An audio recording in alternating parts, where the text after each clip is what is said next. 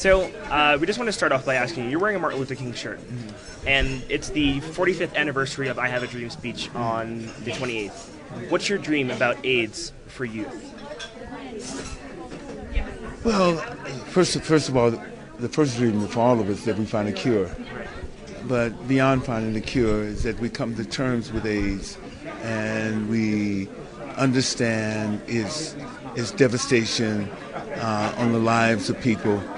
We really become our brother's keeper, and we really find imaginative, constructive ways where we can control this pandemic, and it means a whole spirit of generosity and a spirit of giving, a spirit of listening, and a spirit of understanding. That's my the very tenets of what Martin Luther King's message and mission was.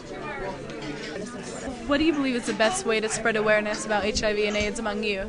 Well, everywhere we can. Whether it's every social, we have to get people and talk to people about telling the truth about it. We have to be people who are courageous and who are not afraid that they may be stigmatized or that they may be that there may be silenced or whatever. We have to get over the fear. That's the first thing. In every institution, from the faith-based institutions to educational institutions, we have to talk about these issues. You have to talk about it up front. And you have to understand and provide our young with some sort of semblance of what the dangers are. If you don't do that, if you don't provide them with that, then we've abdicated our responsibility. How do you make sure that, like, in places that only teach abstinence, that children are aware of the consequences of the dangers of AIDS and HIV? I'm sorry? In places that only teach abstinence program, then I think when I say a comprehensive, I'm not saying that abstinence is not something that we should, in our sense, talk about. But that's it's simply it doesn't provide all the answers at all, and we've known that. So it's proving that we have to do. How do we protect ourselves? How do we talk about condoms? And how do we protect people and tell them that to use condoms, not only as sexual partners, both men and women as sexual partners, but also men who have sex with other men, boys who have sex with other boys. We have to teach them the use of condoms. So, last question, what is being done, what are you doing to promote sexual education in schools? What am I doing? Yes. Supporting those people who do. I visit schools, but I'm not a teacher in a school. I do at PSAs, I do as much work as I can do in the public sphere, supporting those people who actually do the work.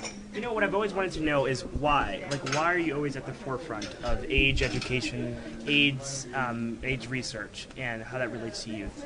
Well, I said that basically the first thing is that my brother was diagnosed with HIV, AIDS, 18 years ago. He's still alive, and